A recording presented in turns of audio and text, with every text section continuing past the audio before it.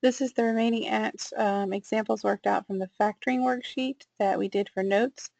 So this is the R5 factoring review. I told you I would go back and work out any of the extra ones from that packet that we skipped, plus I'll also post the answer key for the solutions to the quadratic equations factoring part. So we left off at this one. Because these are perfect squares, you would want to do the perfect square formula, but it's a plus in the middle, so that means we can't factor it in the real numbers, and this one is prime. For the next one down, this is a GCF of x, and when we pull that out, we would then have 9x squared minus 25. And 9x squared minus 25 is a difference of two perfect squares. This would be a 3x. This would be a 5. So my final answer is an x out front still because of my GCF. And I would have a 3x plus 5 and a 3x minus 5. Okay. For the next one down, this is negative 25m squared plus 121. A lot of people would say this one's prime because they see the plus sign, but you do have a negative sign in this problem, so you could just rewrite this, and now your negative is in the middle. Square root of 121 is 11, square root of 25 is 5, square root of m squared is m. So this would be 11 plus 5m and 11 minus 5m.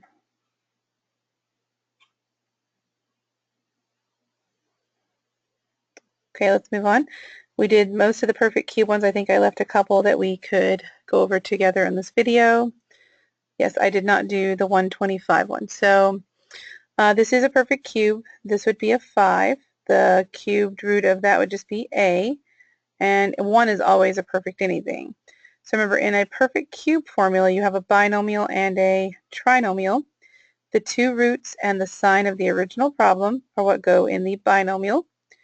In the trinomial, you multiply the parts in pairs. So 5a times itself, 5a times 1, and 1 times 1, sorry. So this would be 25a squared, this would be a 5a, and the last term would be a 1. We remember our signs by the acronym SOAP. Same as the original problem, opposite to the original problem, always positive. All right, that takes us down to the trinomials. We did the first 4, I believe, in class.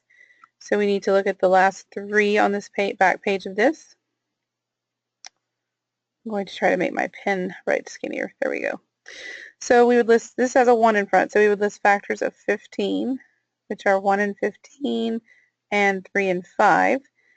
And this is a plus, so that means they're supposed to be same signs, but this adds to 16 and this adds to 8. So since there's no possible pair that works, this one would actually be prime. It doesn't factor.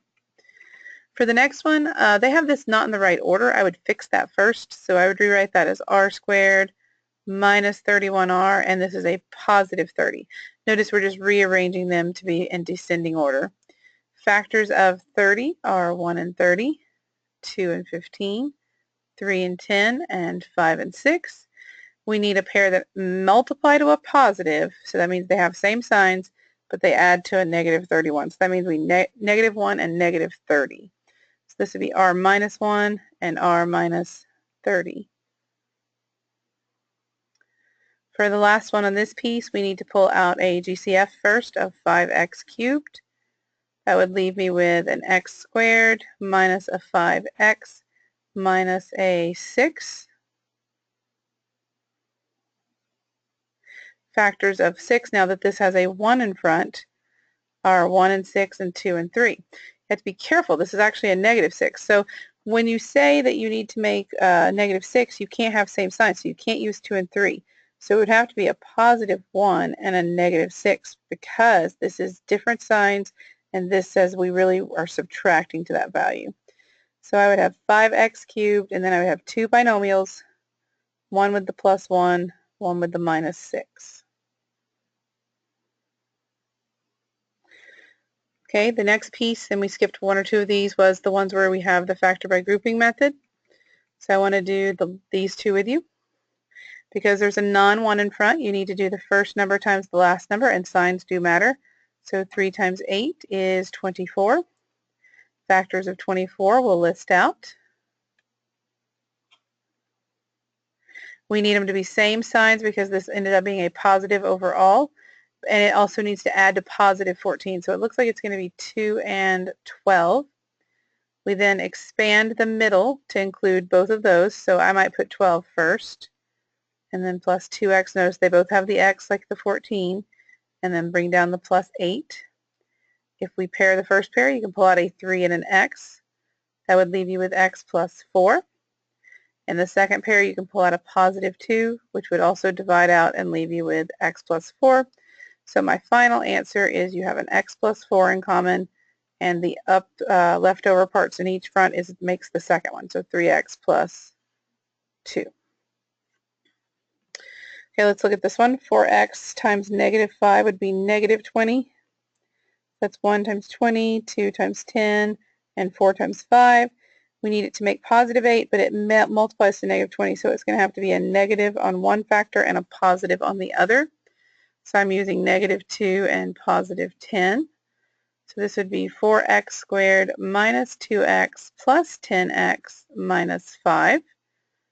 Pull out a 2x in the first pair. That leaves you with a 2x because it's dividing into 4, minus 1 because you pulled the whole 2x out.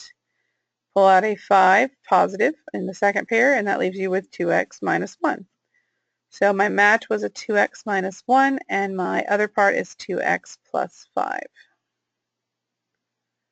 I believe there's only one more on this packet, and that's this one. There is the special pattern. You don't really have to stress about that, but I would pull out a GCF of 2 first.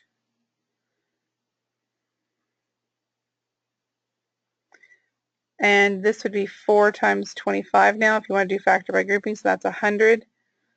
Factors of 100 are 1 and 100, 2 and 50, 3 doesn't go, 4 and 25, 5 and 20, 6 doesn't go, 7 doesn't go, 8 doesn't go, 9 doesn't go, 10 and 10.